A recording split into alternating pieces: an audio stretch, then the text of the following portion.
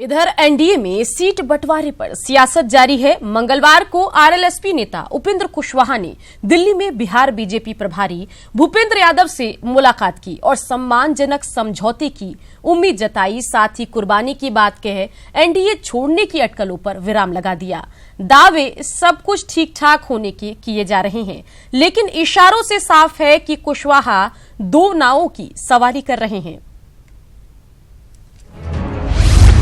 सीटों के लिए आरएलएसपी की सियासत।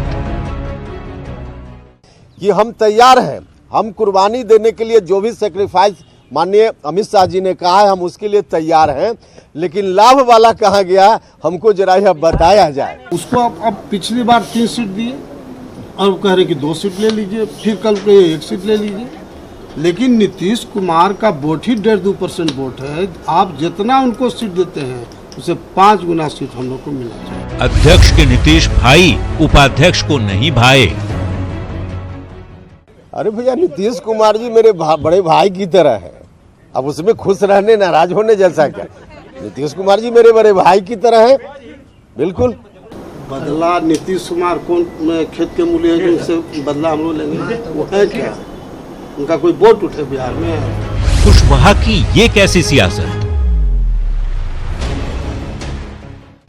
हमने मुलाकात नहीं की, हमारे कमरे में तेजस्वी यादव आ गए थे। आप इस रूप में कह सकते हैं कि तेजस्वी यादव ने हमसे मुलाकात की थी। सैकड़ों लोगों की उपस्थिति में आए, बैठे, चाय पी उन्होंने और फिर वापस गए। या जो अल्टरनेट होगा वही ना आदमी जाएगा, महागठबंधन के तरफ रुख होगा, क्यों नहीं हो सकता? वही ना जी। लाख दावे किए जाएं कि एनडीए में सब कुछ ठीक है, सीटों का फॉर्मूला सामने आ गया है, जल्द ही सीट शेयरिंग का ऐलान भी कर दिया जाएगा।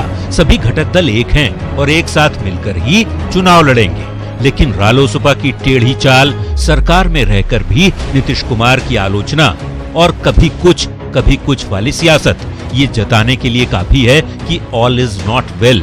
उपेंद्र कुशवाहा 2 नावों की सवारी कर रहे हैं। अंतिम क्षण तक ये भांपेंगे कि कौन सी नाव किनारे पहुंचा देगी और कौन सियासत के कोने में होगा। और जब गुणागणित बैठ जाएगा, मनमाफिक रिजल्ट दिखने लगेंगे, तभी पत्ते खोलेंगे। तब तक पक्ष विपक्ष से दावे होते ही रहेंगे। न हाँ कह रहे हैं, इसका मतलब वही है कि वो ब्लैकमेल कर रहे हैं। ब्लैकमेलिंग कर करके कि हम महागठबंधन की ओर भी जा सकते हैं, महागठबंधन हमको इतना सीट दे रही है, आप न दीजिएगा तो हम महागठबंधन चले जाएंगे, ऐसा कह करके भाजपा पर दबाव डाल रहे हैं।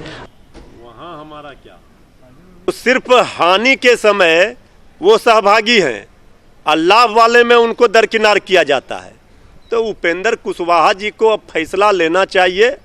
और उन्होंने बड़ी स्पष्टता के साथ कहा है कि हम एनडीए के अंदर हैं और एनडीए में रहेंगे और हम नरेंद्र मोदी जी को ही अगले प्रधानमंत्री के रूप में देखते हैं और मानते हैं। तो सारी बातें स्पष्ट कर दी हैं उपेंद्र जी ने। उन्होंने कहा है कि मैं एनडीए में हूं और रहूंगा। इस्तीफे की बात को उन्होंने सिरे से खारिज किया है, तो इसलिए इन सब बातों का कोई मतलब नहीं।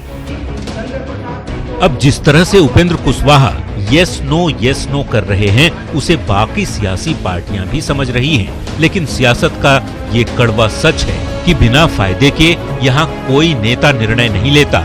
जैसे ही घाटे की आहट सुनाई देती है, रास्ते जुदा हो जाते हैं, दोस्त दुश्मन और दुश्मन दोस्त बन जाते हैं।